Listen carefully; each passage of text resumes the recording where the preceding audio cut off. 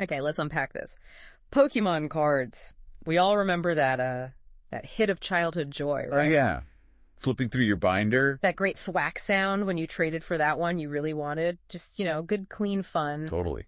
Simple times. Well, hold on to your hats because that nostalgic simplicity, it's taken a seriously wild turn. You're not kidding. We're talking about single pieces of cardboard being stolen for tens of thousands of dollars. A single card selling for over $5 million at auction. It's staggering. And get this, there are whispers, even reports of Pokemon cards being used for some pretty shady stuff in Japan, like actual criminal activity. Right. It really forces you to ask, how did this happen? How did this innocent schoolyard thing get tangled up with such high stakes, even crime? Exactly, and the scale is just immense. It really is. The Pokemon Company. They've actually broken their own sales records 4 years running. 4 years, wow. Yeah, ending up with nearly 12 billion cards sold in the last fiscal year alone. 11.9 billion, I think, was the number. 12 billion cards. That's almost hard to picture. It's a tsunami of cardboard, basically. And that huge popularity, that's really the undercurrent driving a lot of these surprising, sometimes shocking developments we're seeing. Absolutely. So let's rewind a bit. Before 2020, Pokemon cards were always popular, right? I mean, it's Pokemon. It never really went away. Definitely a global powerhouse. Yeah. But then 2020 hit. And the world just sort of stopped. We all remember that feeling. Suddenly, everyone's stuck at home. Loads more time inside. People looking for comfort, for escapism. Remember the Animal Crossing craze? Everyone was just trying to find those simple joys again. Exactly. And that same impulse was playing out with collectibles, too. That period of, global isolation, it created this really unique situation. How so? Well, you had more time, obviously. But crucially, you had a whole generation, millennials mainly, who grew up with Pokemon. Right, our generation. And many now had disposable income. That pull towards the familiar, that nostalgia, it became a huge economic force. So it's like comfort spending almost. Tapping into those good memories. Pretty much. Psychologists call it nostalgia marketing. That longing for the past makes you feel connected to these things and, well, more willing to open your wallet. And suddenly, with cash and time, people started digging out those old binders, revisiting that passion. And the isolation just poured fuel on the fire. Yeah. Some sources literally say it multiplied this demand to an absurd degree. It really felt like a collective thing, didn't it? Everyone trying to reconnect with something simpler through these cards. But that initial spark, how did it turn into this full-blown inferno we see now? That's the next question. Yeah, because it wasn't just nostalgia. A big part seems to be the online world. Oh, absolutely. The influencers. You really can't talk about the Pokemon card boom without mentioning some of those big online personalities. Okay, I always get them mixed up. Logan Paul, Jake Paul. One of the Call brothers, yeah. Right. Anyway, October 14th, 2020, one of them drops this video buying a PSA 10 base set Charizard for $150,000. Wow. And just to clarify for anyone listening, PSA grading. Oh, yeah, good point. So you send your card to Professional Sports Authenticator, PSA.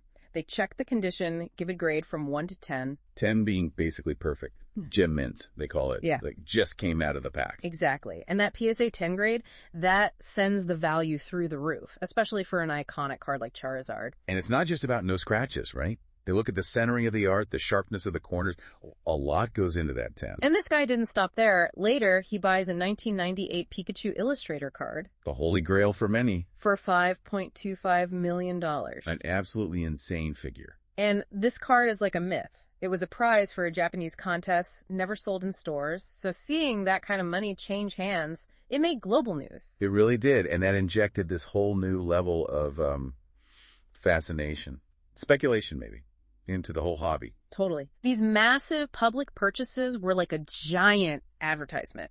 Yeah, huge catalyst. Suddenly, people who just had vague childhood memories were seeing these cards as potential investments, assets. Right. It brought in a flood of new people. Yeah. Collectors, yeah, but also people just looking to flip cards and make money fast. And it wasn't just the celebrity mega buys either. No. You've got the rise of just regular Pokemon card influencers, people filming themselves, opening packs live online. And getting millions of views. It's kind of wild, isn't it, watching someone else open cards? But it's huge. It taps into that same part of the brain as, gambling, doesn't it? Yeah. That anticipation the thrill of the potential rare pull. Yeah. Even if you're just watching, it's vicarious excitement. So what do you think? Did this online stuff fundamentally change how people saw the cards? I think it has to have, right? You see someone pull that amazing card, you get that thrill, maybe a bit of FOMO. It's like I'm missing out, yeah. Plus, the artwork on some modern cards is genuinely stunning. Oh, absolutely. Some are beautiful. So you mix the nostalgia, the potential money angle, the cool art. Right. It's a potent combination.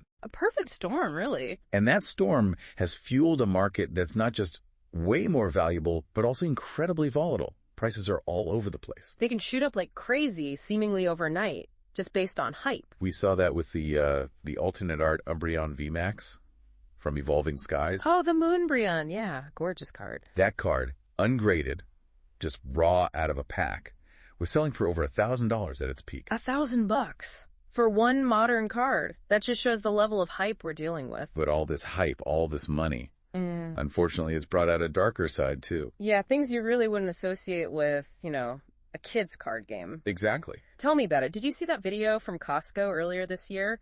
People practically fighting over new Pokemon card boxes? Yeah, it was intense. Not a pretty sight. It got so bad in 2021 that Target actually stopped selling them for a while. Right. Because of safety concerns, theft.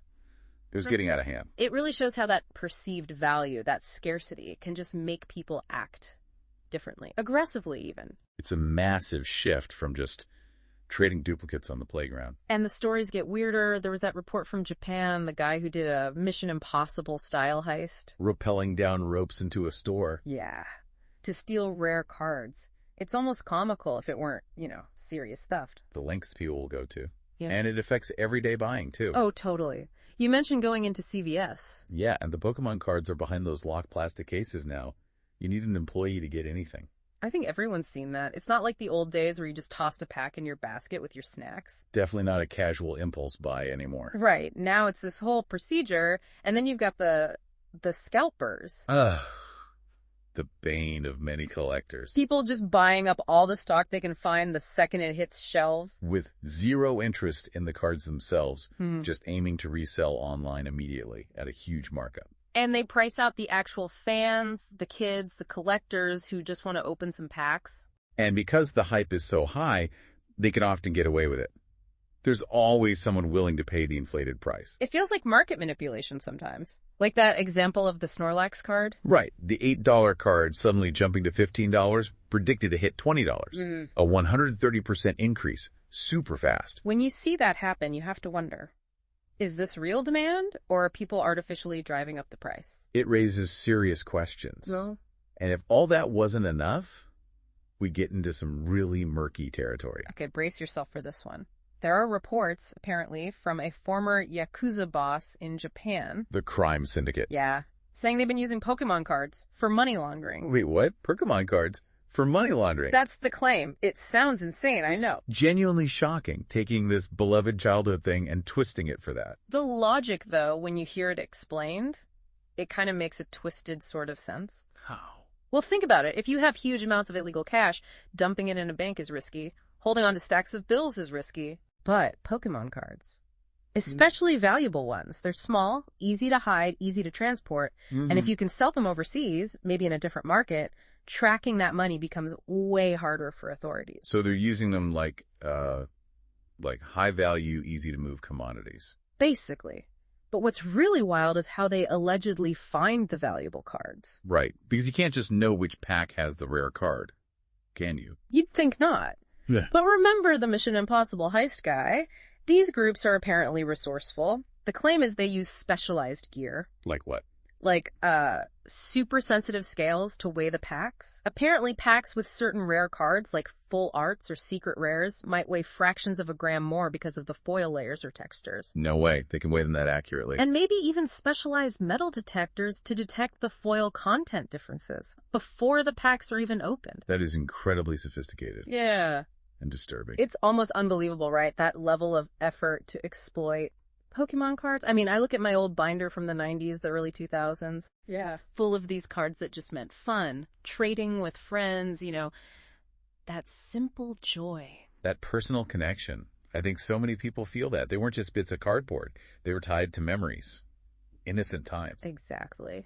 And now to see the culture around them become so, I don't know, cynical. Yeah, driven by profit, speculation. And potentially even being used by organized crime. It's just jarring. Those old cards in my binder, they still mean something personal to me, reminders of simpler days. It's a stark contrast. So wrapping up this deep dive, we've seen this incredible, almost unbelievable transformation. From innocent fun to these high-value assets, objects of theft, even violence. And now these really serious allegations of criminal use. It's wild. And the factors driving it, they're kind of a reflection of our times, aren't they? Totally. Pandemic isolation kicking off nostalgia. The huge power of online influencers shaping demand. The crazy speculation creating this volatile market. And now, this alleged exploitation by criminal elements. It's a long, long way from trading a holo Charizard for a holo Blastoise at recess. It really makes you think, doesn't it? How this situation with Pokémon cards might mirror broader trends. How easily nostalgia and value can be manipulated in our society. Yeah. And what does it say about our relationship with collectibles, with hobbies, when even something seemingly pure can get tangled up in greed, crime, all these other motivations? What really shapes the value we put on things? And are we always seeing the full picture?